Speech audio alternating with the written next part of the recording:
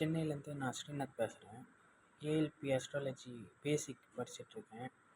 இப்போது நான் எப்படி ஏஎல்பிக்குள்ளே வந்தேன்னா, ஃபஸ்ட்டு பாரம்பரியம் படித்தேன். படிச்சுட்டு அதுக்கப்புறம் கொஞ்சம் நாள் பலன் பார்க்காம இருந்தேன். அதுக்கப்புறம் இப்போ ஒரு வருஷம் 1.5 வருஷமாக பலன் பார்த்துட்டு இருக்கேன்.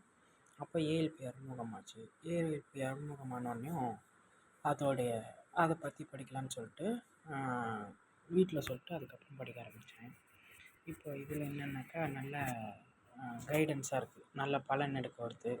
நல்ல ஒரு நமக்கே கான்ஃபிடெண்ட்டாக சொல்கிறோம் இதுதான் நடக்கும் அப்படின்னு சொல்லி இதிலே நல்ல கான்ஃபிடெண்ட்டாக இருக்குது. இப்போது என்னென்னா நல்ல கோச்சஸ் வந்து அமைஞ்சிருக்கிறாங்க. டீச்சர்லாம் நல்லா எடுத்துருக்குறாங்க. கோச்சும் கூட நல்லா கைட் பண்ணி பேசி ஒரு நாளைக்கு அரை மணி நேரம் காலை வரன்னு பேசி அவரும் கொண்டு வந்து இது பண்ணி விட்டார் துரை சார். அதுக்கப்புறம் முக்கியமாக கர்மா கிளாஸு ரொம்ப நல்லா இருந்தது. அந்த கிளாஸுக்கு அப்புறம் நிறைய விஷயம் நம்ம ஏன் கஷ்டப்படுறோம் என்ன ஏது அப்படிங்கிறதெல்லாம் வந்து கொஞ்சம் நல்லா தெரிய வந்தது. அதனாலே வந்து நல்ல யூஸ்ஃபுல்லாக இருந்தது. அந்த கர்மா கிளாஸுக்கு அப்புறம் நிறைய வந்து நான் என்னையே மாற்றிக்கிட்டேன்.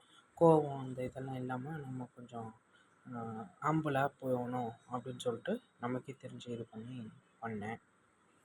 முக்கியமாக சாஃப்ட்வேர், அந்த சாஃப்ட்வேர் நான் பர்ச்சேஸ் பண்ணுறதுக்கு முன்னால் கொஞ்சம்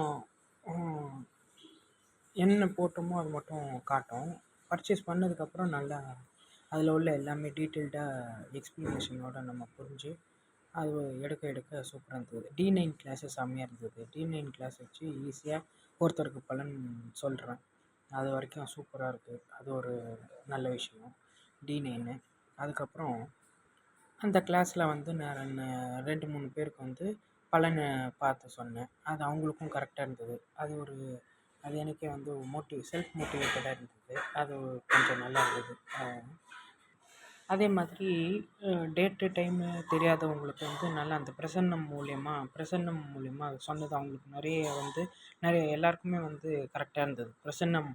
பிரசன்னத்தில் 120 வந்து சொன்னோம்னாக்கா 100லேருந்து 120 வரைக்கும் ஏதாவது ஒரு நம்பர் சொன்னோம் அப்படின்னாக்கா அந்த நம்பர் சொன்னதை வச்சு பேஸ் பண்ணியும் எடுக்கலாம், ரேண்டமாகவும் எடுக்கலாம். அதை சொல்லி கொடுத்தாங்க. நல்லா இருந்தது உமா மேடம்.